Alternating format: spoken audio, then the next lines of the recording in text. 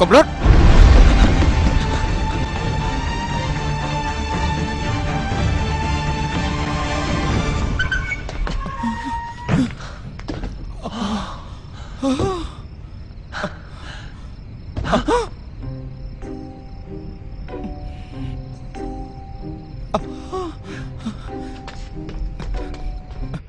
អាយ៉ាលុយស្អីតើលោកចង់ជួយខ្ញុំឬក៏ធ្វើបាបខ្ញុំហ្នឹងហ៎អាឡងងយើងជាមនុស្សដែលទេវតាចាថាមកជួយឯងហើយចង់យកឯងធ្វើជាកូនសិស្សរឿងអីធ្វើបាបឯងទៅ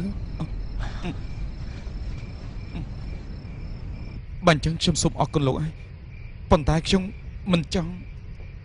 ធ្វើជាអាគាំងចៅអីស្អីទេ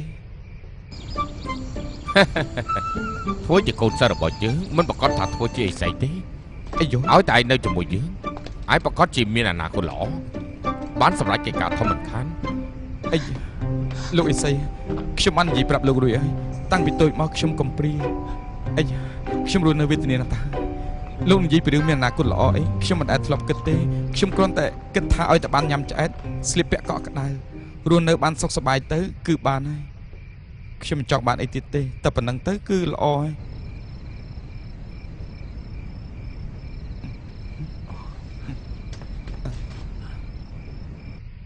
អូ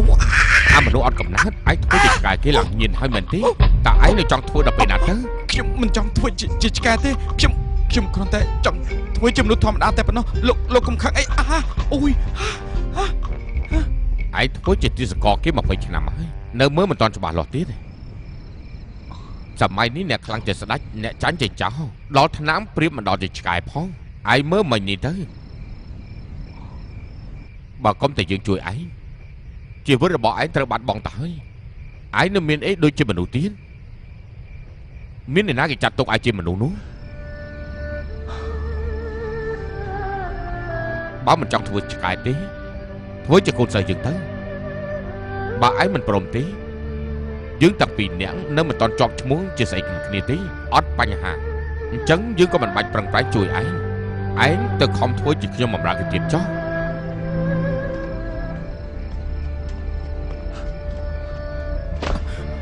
លោកគ្រូ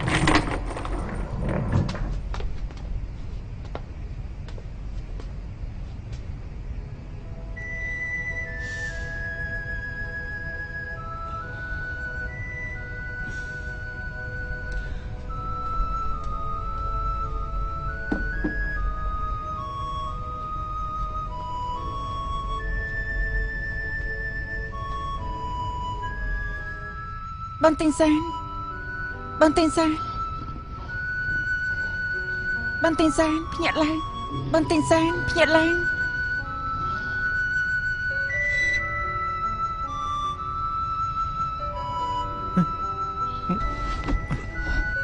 ជិនទី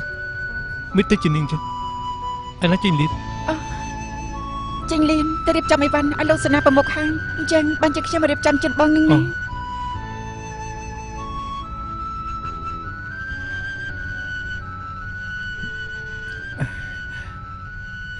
អើនេះបំរើខ្ញុំចឹងមិនសមទេបងទិញសានបងចាំពេលបងនៅពីតូចទីពេលបងក្រៅពីគេងបងខឹងខ្លាំងណាស់រាល់ពេលដែលខ្ញុំដាក់បងតែទៅធ្វើមកកញ្ញើពេលនោះនៅតូចពេកមិននឹងអីឥឡូវលេអីហើយបងទិញសានខ្ញុំមិនដែលខឹងនឹងបងទេបងខ្ញុំលំអួររួចទៅយើងមកអេបងទិញសានបងចាញ់តែបែបនេះមកអង្គុយសិនទៅ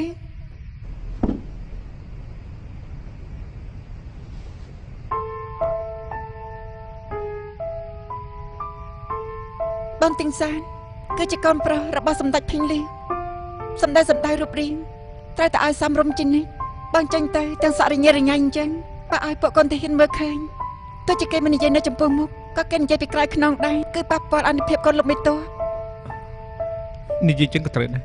ថ្ងៃក្រោយខ្ញុំនឹងចាប់អារម្មណ៍ បងទិញសានលើនាងទិញលឿននិយាយថានៅក្នុងបញ្ជីឈ្មោះអ្នកមានគុណសម្បត្តិបំបាយក្រុងសួនវាងលើកនេះបងមានគុណសម្បត្តិធំជាងគេពេលត្រឡប់ទៅឆាំងអានវិញបកកូនណាប្រកាសជាឡើងឋានៈឲ្យបងហើយ ពេលទៅដល់ឆាំងអានខ្ញុំនឹងនិយាយប្រាប់ពុកខ្ញុំថាខ្ញុំមិនធ្វើមន្ត្រីហើយក៏មិនធ្វើជាមេតបដែរ បងសុខចិត្តប្រឆាំងនឹងត្រង់ក៏មិនធ្វើមន្ត្រីដែរតែមិនដែរទេ យ៉ាងច្រើនណាស់ខ្ញុំទៅពួននៅកន្លែងលោកគ្រូខ្ញុំថ្ងៃក្រោយនៅឆ្ងាយពីគេដែលអនាថាតាមចិត្តមានសេរីភាពអស់មួយជីវិត បងទិញសានបងកិច្ចខ្លួនបាននេះប៉ុន្តែលោកសេនាប្រមុខនិងអ្នកដទៃទៀតនៅក្នុងដំណាក់គិតចឹងមិន ព្រះអង្គមិនដាក់ទោសពុកខ្ញុំទេ កំដរស្ដាច់និងកំដរខ្លាំងបងនៅក្នុងភ្នំច្រើនឆ្នាំហើយមិននឹកដឹងថាលោកសេនាប្រមុខនៅក្នុងរាជការជាប់នឹងគ្រោះថ្នាក់បងទិញសានខ្ញុំដឹងថាបងនឹងចូលចិត្តគេឈ្មោះនិងផលប្រយោជន៍ទេតែលោកសេនាប្រមុខអាយុច្រើនហើយចិនលីគឺជាកូនស្រីទីថ្ងៃណាមួយបងត្រូវតែស្នើតំណែងឪពុកទទួលយកភារកិច្ចនៅដំណាក់ភីងលីនិងរបស់លោកមេតបស៊ីបងទិញសានទោះមិនណាប់បីខ្លួនឯងក៏ត្រូវតែគិតគូរដល់សេនាប្រមុខនិងអ្នកដទៃទៀតដែរគំនិតទៅរស់នៅដែលមានសេរីភាពនោះឆាប់បបង់ចោលទៅនេះ ចិនទេអរគុណលី ពួកយើងមិនចាំបាច់អរគុណគ្នាទេ មែនទេលីហ៊ូមានមករកខ្ញុំទៀតទេ ទុកចិត្តចាស់តែបើមិនឡំខ្លួនចូលជួបកងទ័ពត្រឡប់ទៅរាជធានីវិញឈឹងយាយជីនឹងកុហកនាងឲ្យទៅព្រំដែនជាមួយគ្នាហើយតាមផ្លូវនិយាយបញ្យល់នាងកុំឲ្យនាងរំអប់បងទៀតទោះជានាងមិនរងាប់ចិត្តក៏នាងអត់ដឹងថាតែរកបងនៅកន្លែងណាដែរបើមិនចាំបាច់ខ្វល់ខ្វាយទេ តិច នាង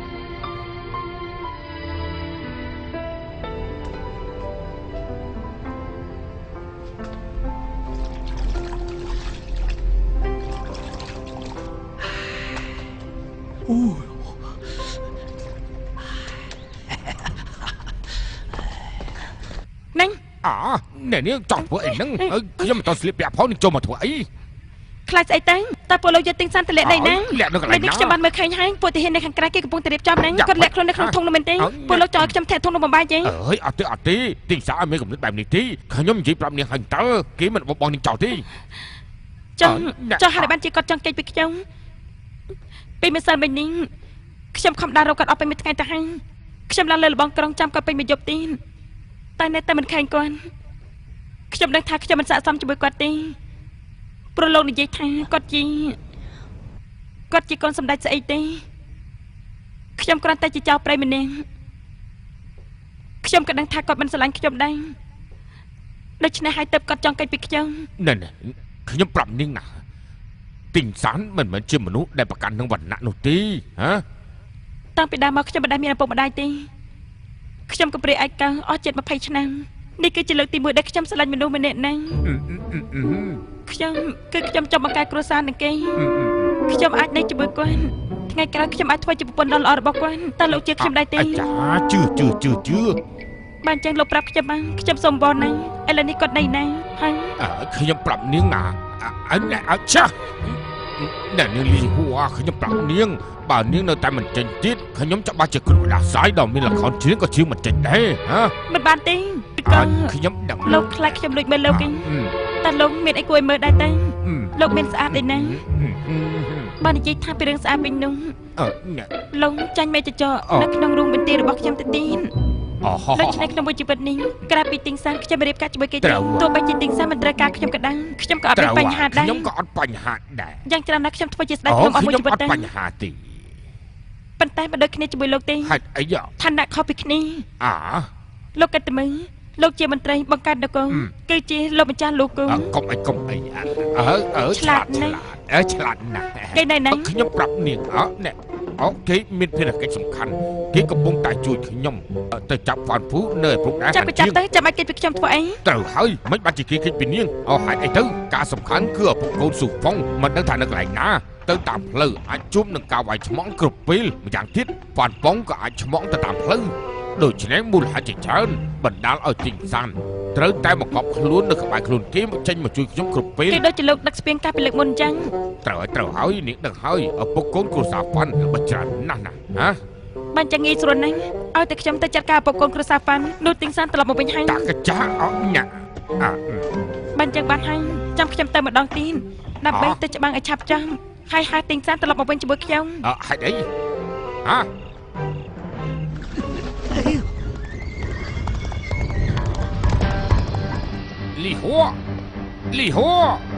លីហួឆាប់ត្រឡប់មកវិញទៅអើយអាអត់បាក់កាឯនេះមានគេចេញពីក្រុមហើយមិនក៏ចាប់គេឲ្យជប់ពិតជាអត់បាក់កាមែនអើយអត់បាក់កាមានរឿងស្អីអីចាលីហួថាចង់ទៅកំចាត់វ៉ាន់ហុងតែម្នាក់ឯងខ្ញុំខាត់ក៏ខាត់មិនឈ្នះដែរគួរក្តៅក្រហាយមែនលោកមើលជាស្រីតែអញ្ចឹងមិនដូចជាទៅរត់ស្លាប់ទៅហើយធ្វើអញ្ចឹងមិននឹងកើតរឿងនេះខ្ញុំមិនខ្វល់ទេខ្ញុំខ្លាចតែនឹងធ្វើឲ្យคนមនុស្សចេតនារបស់ខ្ញុំហើយបំផ្លាញកិច្ចការដែលយើងត្រូវជីបចំចូលឲ្យវាចូលនឹងយើងទីសានណាអូនណែរឿងចាប់វ៉ាន់នោះយប់ខ្លួនឯងហើយយ៉ាងនេះយើងទៅវិញ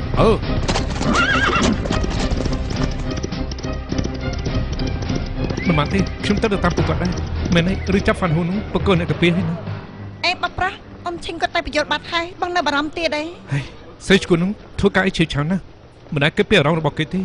បកខ្លាចតែនាងទៅបង្កគ្រោះថ្នាក់ឯណាម្យ៉ាងទៀតយុទ្ធសាស្ត្រនាងខ្លាប់កែណាបកខ្លាចអំប្រុសគាត់នឹងមិនឆ្នះទេ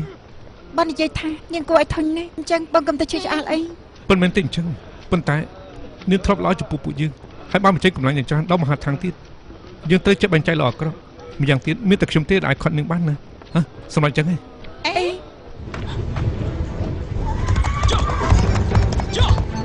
អាយ៉ាអ្នកបងឆាប់ទៅតាមតែបើមិនចឹងទេបែកដកបោះប្រាក់ខ្ញុំរត់ទៅតាមអ្នកដទៃហើយអាយ៉ាណៃស្អីឆាប់ទៅលេងឡើង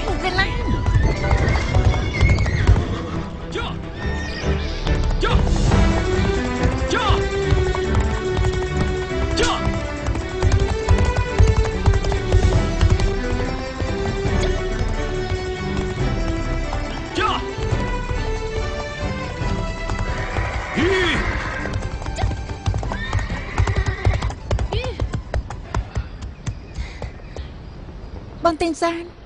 ជិនទីនេះមកធ្វើអីដែរ បងនិយាយហើយថាចង់រៀងលីហ៊ូក៏មិនងាយស្រួលទេណាប្រហែលតែបន្តិចគឺវាយគ្នាខ្ញុំមិនទុកចិត្តដូច្នេះទៅមកនឹង នេះមកប្រកាសจะឲ្យបាយឆ្នេះគេហើយ ខ្ញុំអារម្មណ៍ពីបងដូច្នេះទៅមិននៅក្បែរបងនឹងណាម្យ៉ាងទៀតខ្ញុំគឺជាស្រីមានពេលខ្លះងាយស្រួលក្នុងការនិយាយស្ដី ចុះឥឡូវនេះអ្នកណាទទួលខុសត្រូវរឿងនោះមនុស្សទៅ ទុកចិត្តចាស់ខ្ញុំកំពុងរៀបចំរួចអស់ហើយ អញ្ចឹងបងយើងទៅលឿនទៅដើម្បីតាមគេទៅ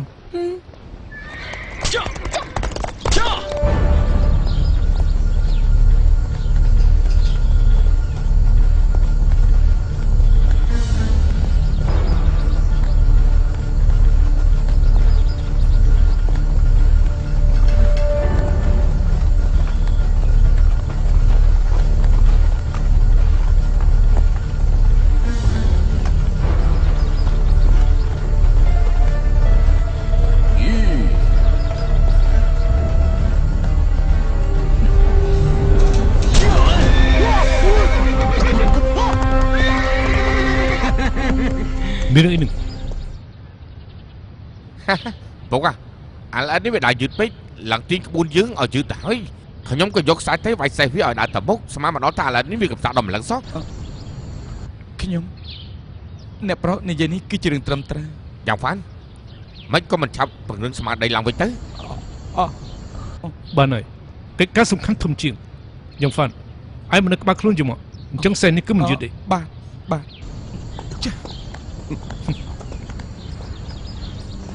ចា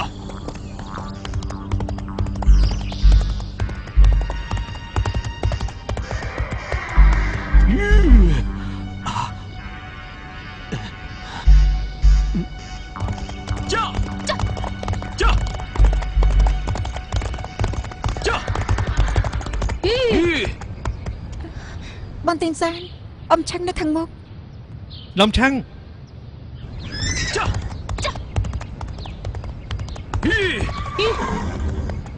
អើយអ្នកពួកឯងមកធ្វើអីហ្នឹងហាឃើញយើងចាស់តាមមិនទាន់គឺខ្លាចយើងចាប់លីហ្វូមិនបានមែនទេ មិនមែនទេចង់រៀងលីហ៊ូជាឬក៏ពេកប៉ុកទេចាំឲ្យអ៊ំចេញមុខដល់បន្តធ្វើអីកិច្ចការបែបនេះគួរតែឲ្យពួកក្មេងៗធ្វើទៅបានហើយចិនទិញមែនទេ ត្រូវហើយអ៊ំប្រុសកម្លាំងខ្លាំងក្លាដាក់តែមួយដៃសម័យតែកបីក៏អ៊ំវាយងាប់ដែរ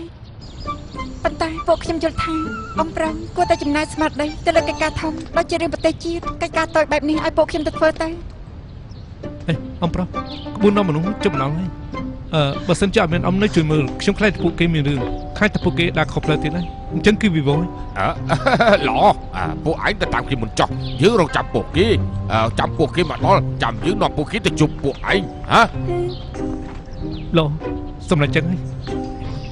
ចុះ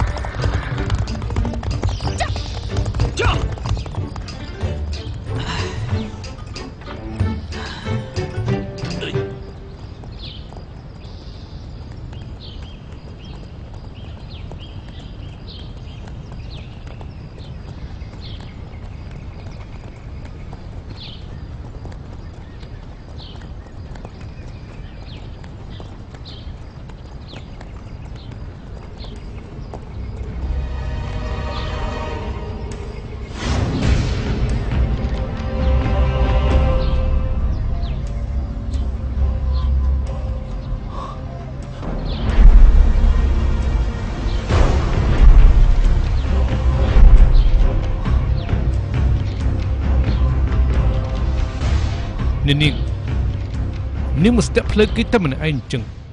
មិនត្រឹមតែមានសេចក្តីក្លាហានទេគឺក្លាហានជាងគេទៀតផងប៉ុន្តែ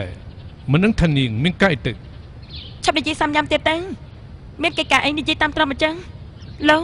គឺជាហ្វាន់ហុងមែនទេ ស្រីបីសាច់ដែលមិនស្គាល់ល្អអាក្រក់ឯនេះបើមិនតើវាយ៉ាងម៉េចហើយបើមិនមែនតើវាយ៉ាងម៉េច អ្នកណាជាបិសាចនឹងឯងទៅជាបិសាចខ្ញុំជាអនាគតភរិយាកូនប្រុសសម្ដេចភីងឈ្មោះស៊ីទៀងសានឯងនិយាយស្ដីអត់ប្រយ័ត្នបន្តិចទៅអញ្ចឹងបាត់ជាពួកឯងហ៊ានប្រឆាំងជាមួយមហាថាងផងកែប៉ិតពួកឯងសម្ដីក្អើតកតុបបែបនេះទម្លាប់អស់តែហើយមែនទេ តែផ្ដាស់នាងនិយាយឬក្បត់អីនោះ ពុកកុំស្ដាប់នាងនិយាយតប្ដាក់អីនេះបីសាច់នេះចេះវិជាបីសាច់នាងប្រើវិជាបីសាច់មកបង្រួបអូនប្រុសហើយចាប់អូនប្រុសទៅពុកកុំជឿនាងនិយាយតប្ដាក់អីឆាប់សម្លាប់នាងចោលទៅ ឯងទៅជាបិសាចដែលពិតប្រាកដនឹងឯងជាអ្នកបំផលគេគឺឯងនឹងហើយយើងមើលទៅឯងអាក្រក់ជាបិសាចទៅទៀត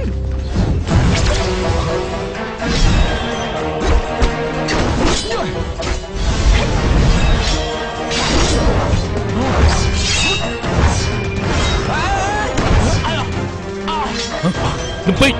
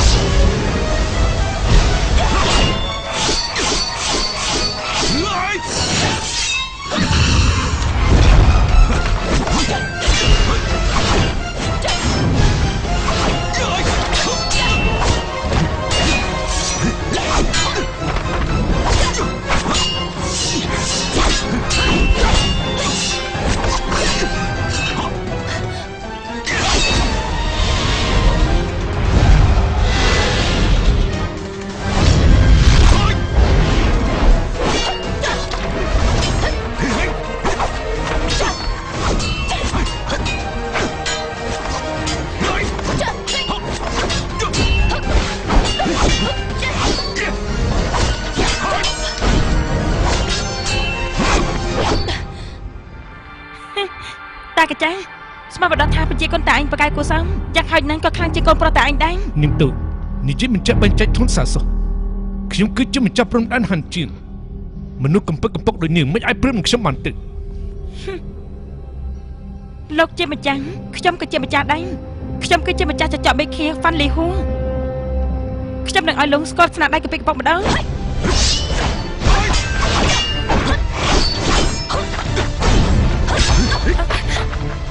មកលោកបញ្ចេញស្នាដៃកាន់តែសាហាវខ្ញុំក៏មិនលើកលែងឲ្យដែរខ្ញុំមិនគួរសមទេណា អ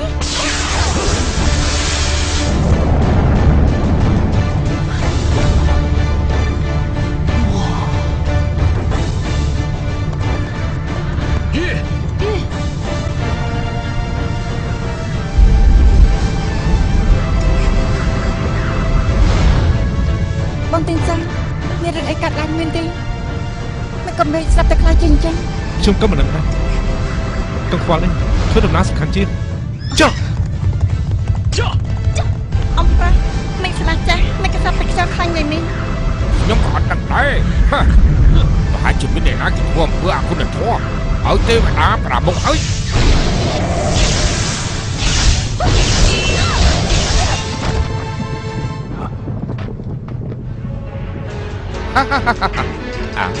ពិតជាទេវតាមានភ្នែកមែនដឹងតែស្រីបិសាចនេះបង្កគ្រោះនៅខាងកណ្ដាលធ្វើអំពើព្រិចផ្ដាស់ដូច្នេះក៏ចេញមកជួបពួកយើងបងប្អូនជឿលើការនេះសម្ដែងនេះចោលភ្លាមទៅចុះកុំមិនបាច់ឲ្យមកគាត់ជឿខ្ញុំនេះក៏អត់ដឹងថាហេតុអីចែកឆ្ងាយទៅកុំស្លាប់ទៅស្លាប់នេះមិនបានពីព្រោះមិនដឹងហេតុអីថយទៅចាំមើល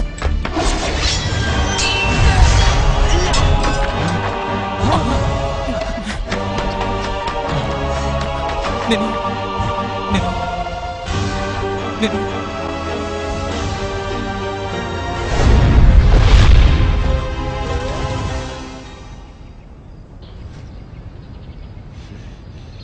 អីជានរណាដែរលោកប្រកាសជាលោកហ្វាន់ហុងដែលជាម្ចាស់ព្រំដែនហាន់ជាងឯងខ្ញុំឈ្មោះស៊ីទីនសានសួស្ដីលោកម្ចាស់ក៏ពិតគឺកុំប្រុសស៊ីយើងអង្គុយទេតែអីចុះយ៉ាងម៉េច ពុកគឺពួកគេជាអ្នកចាប់អាប៉ូនម្យ៉ាងទៀតពេលនេះមិនដឹងថាអាប៉ូនស្លាប់ឬក៏រស់ទេពួកយើងត្រូវតែសងសឹកអាប៉ូន ពួកខ្ញុំពិតជាសម្រាប់ហ្វាន់ហ៊ូមែនចំណែកពួកលោកបានសម្រាប់ដេហ៊ូជីវិតមួយសងជីវិតមួយអញ្ចឹងត្រឹមត្រូវក៏ប៉ុន្តែបើសិនជាហ្វាន់ហ៊ូមិនស្លាប់អញ្ចឹងខ្ញុំសួរថាតើលោកចង់សម្រាប់នាងទៀតទេតាំងពីដើមមកខ្ញុំធ្វើការយុត្តិធម៌ណាស់ឲ្យតែកុំប្រុសខ្ញុំអត់អីខ្ញុំមិនសម្រាប់មនុស្សផ្ដេសផ្ដាស់ចិត្តខាត់អញ្ចឹងងាយស្រួលហើយហ្វាន់ហ៊ូនៅតាមផ្លូវមកដល់ឥឡូវដល់ពេលនោះលោកនឹងបានដឹង ពុកកុំជឿពួកគេអីពួកគេក៏ហប់ពុកទេ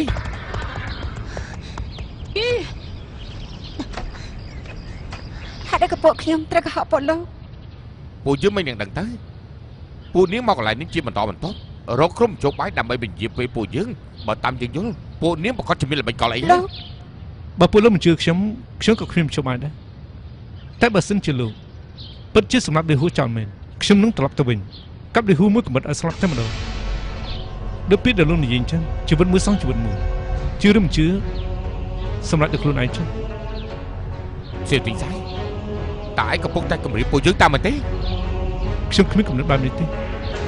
លោកខ្ញុំមានសម្ដីខ្លាំងមិនដឹងជាអាចនិយាយបានឬទេ យ៉ាងណាឯងមានសិនដែរ ឯងនិយាយទៅ ខ្ញុំគិតថារាប់អានមិត្តប្រសើរជាងសត្រូវមិត្តមានច្រើនកាន់តែល្អសត្រូវមានតិចកាន់តែល្អបើអ្នកទាំងអស់គ្នាជួយបង្កើតគ្នាអញ្ចឹងមិនមែនជាជួបបាយល្អទេអញ្ចឹងយើងនាំលីហ៊ូយកទៅធ្វើជាធ្នូទៅរងចាំពួកគេនាំអ្នកប្រុសមកសងពួកយើងវិញធ្វើបែបនេះមិនល្អទាំងសងខាងទេហ៎ លោកយ៉ាងហ្វាន់និយាយត្រូវបើឲ្យធ្វើរឿងធំខ្លាំងជាងទូចក៏ល្អបំផុតស៊ីទីសាខ្ញុំជឿឯងមិនដល់សន្និសីទខ្ញុំត្រូវត្រឡប់ទៅព្រំដែនហាន់ជាងវិញខ្ញុំរងចាំឯងបញ្ជូនកូនប្រុសខ្ញុំមកវិញហើយទុកចិត្តចុះមុនពេលឯងបញ្ជូនកូនប្រុសខ្ញុំត្រឡប់មកវិញខ្ញុំមិនសម្រាប់នឹងចោលចិត្តខាងប៉ុន្តែខ្ញុំទុកពេលឯង3ថ្ងៃទៀតក្នុងពេល3ថ្ងៃបើឯងមិននាំគេត្រឡប់មកវិញទេក៏មិនទៅធ្វើយ៉ាងដាច់ធម្មតាលោកមិនណាមិនលោកឯងនាំនឹងទៅបាទ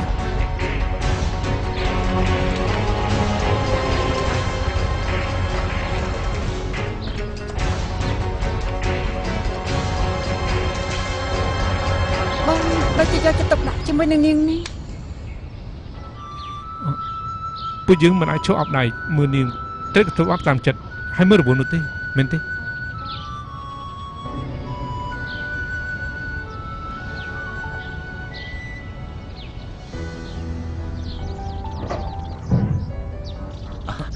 រំខានអ្នកទាំងពីរសូមជួយផងសូមជួយផងអូសូមអរគុណសូមអរគុណ ល្អ សូមអរគុណ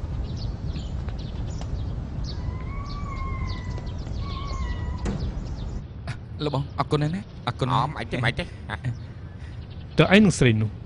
មានទំនាក់ទំនងយ៉ាងម៉េចដែរ លោកម្ចាស់ខ្ញុំនឹងនាងមិនដែលស្គាល់គ្នាទេបើខ្ញុំនិយាយកុហកសូមអញ្ជើញលោកម្ចាស់ដាក់ទុកខ្ញុំចុះនេះគឺជាការពិតលោកម្ចាស់ ឯងមិនបាច់ធ្វើពុតទេយើងអញមើលដឹងហើយយកចិត្តទុកដាក់នឹងនាង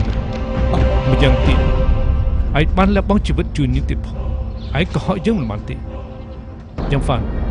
កាលពីមុនយើងពេញចិត្តនឹងឯងដឹងថាយើងស្អប់មនុស្សបែបណាជាងគេទេគឺមនុស្សដែលមិនស្មោះត្រង់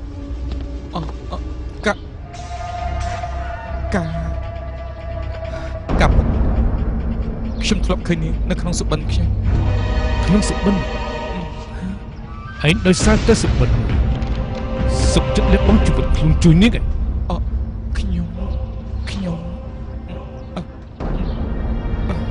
សំរីកា មានរឿង ពួកឈីងយ៉ាវជីងរបស់មហាថាមកដល់ទ្វីក្រុងហើយគេថាចង់មកជជែកជាមួយលោកម្ចាស់លេងហើយមានសម្បត្តិមួយច្បាប់យកមកឲ្យលោកម្ចាស់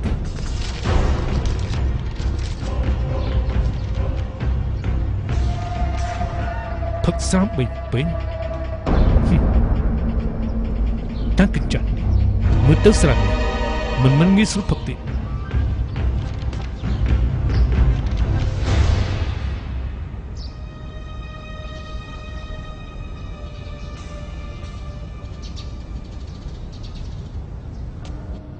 ដាប់ឲ្យច្បាស់យើងគឺជាមន្ត្រីចាស់ទុំពីចំនួនហើយគឺឈីងយ៉ាវជីរបស់មហាថាឆាប់បើកទ្វារក្រុងទៅនៅលេល្ អ៊ំ បី ប្រុស ទៀត កុំតាក់កុហលអីទុកចិត្តចាស់ហ្វាន់ហូនៅក្នុងដៃពួកយើងពួកគេមិនហ៊ានលេងល្បិចទេ នឹងឲ្យតកកុហលទៀតយើងនិយាយប្រាប់នាងហើយទោះជាមិនមែនមកពេលក៏វាកន្លះពេលដែរហើយ អេ នេះផ្ដា អ៊ំ ំមែ ធី ន ង ហ៎ អ៊ំមានចិត្តអំណត់បន្តិចតើបានទេអូមែនណាបន្តិចទៀតខ្ញុំទៅត្រឡប់ទៅវិញមុនឪពុកខ្ញុំរងចាំខ្ញុំលើកតបត្រឡប់ទៅរាជធានីវិញណា លោកម្ចាស់ខ្ញុំសូមអញ្ជើញលោកម្ចាស់ឈីងយ៉ាវជីងធ្វើអញ្ចឹងទៅត្រូវតែយើងលោកម្ចាស់ខ្ញុំមានបញ្ជាឲ្យតែលោកម្ចាស់ឈីងយ៉ាវជីងចូលតែម្នាក់អ្នកដទៃទៀតរងចាំនៅខាងក្រៅឲ្យយើងចូលទៅតែម្នាក់ឯងគេមិនត្រូវការគ្រប់គ្រងរបស់គេទេរឿងនេះខ្ញុំអត់ដឹងទេបើសិនជាលោកម្ចាស់មានការអីអាចនិយាយជាមួយលោកម្ចាស់ខ្ញុំដោយផ្ទាល់បាន មិនបានទេខ្ញុំមិនទុកចិត្តឲ្យលំឆឹងចូលទៅតែម្នាក់ឯងទេខ្ញុំត្រូវការពារសុវត្ថិភាពគាត់ នគរពីរច្បាំងគ្នាមិនសម្រាប់បេសកជនទេអ្នកប្រុសទុកចិត្តចោះ ទុកចិត្តទេបើសិនជាពួកឯងចាប់គាត់យកទៅនោះអញ្ចឹងឲ្យពួកខ្ញុំធ្វើយ៉ាងម៉េច បើលោកនៅតែទទូចខ្ញុំក៏មិនដឹងធ្វើយ៉ាងម៉េចដែរព្រោះខ្ញុំអត់មានសិទ្ធិឲ្យអ្នកក្រៅចូលទេ អត់មានសិទ្ធទេបើអត់មានសិទ្ធមិនក៏ឯងនិយាយជាមួយយើងយូរម្ល៉េះយកវាចូលមក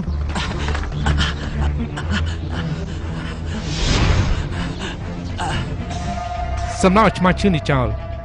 ហើយបោះទៅឲ្យឆ្កែស៊ីទៅពួកយើងទៅផ្ទះវិញទៅញ៉ាំបាយទៅអេកំ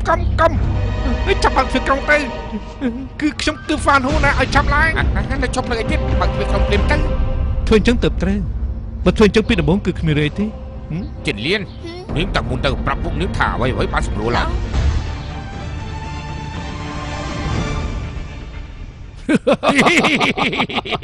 លោកឆឹងខានជុកគ្នាយូរហើយ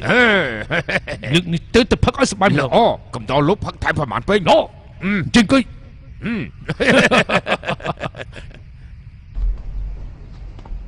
អីយ៉ាលបងឆឹងខ្ញុំផឹកមុនទឹកចិត្តកិច្ចគ្រប់ ល្អមកផឹក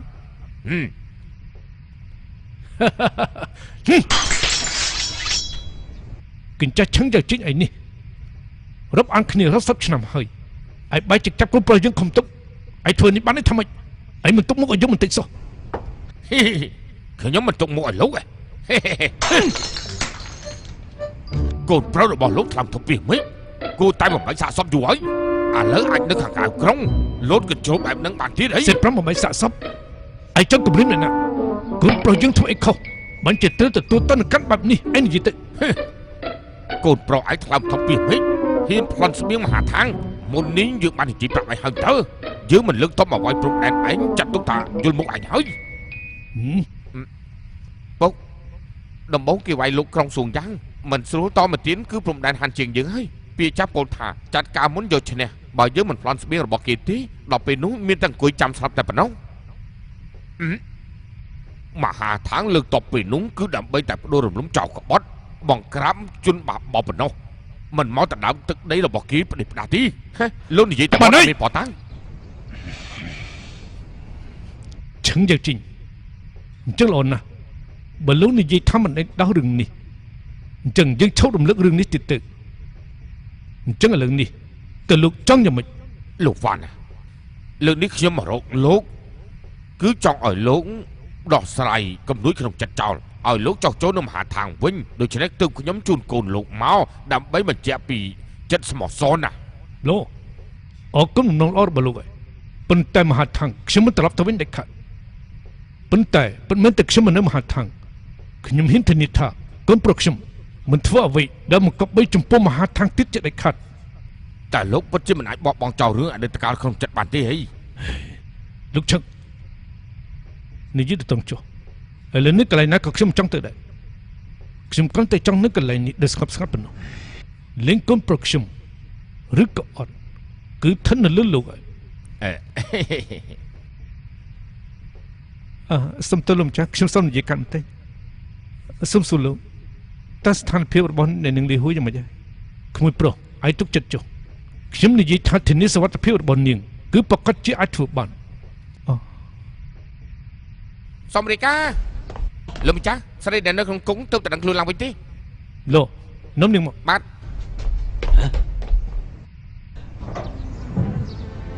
ទៅ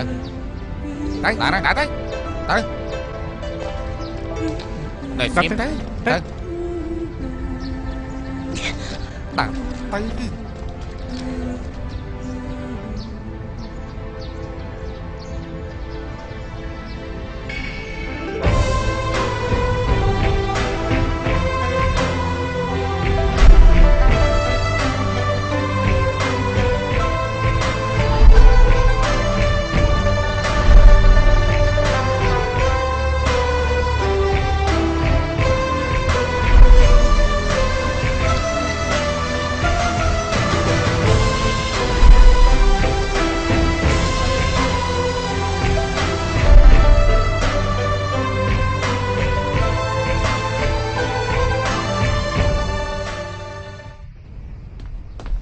ស៊ូរីកានំអ្នកទុំឲ្យ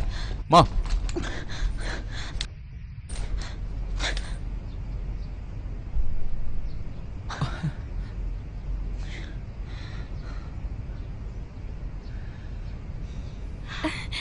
តែងចានបងមកជួយខ្ញុំមែនទេ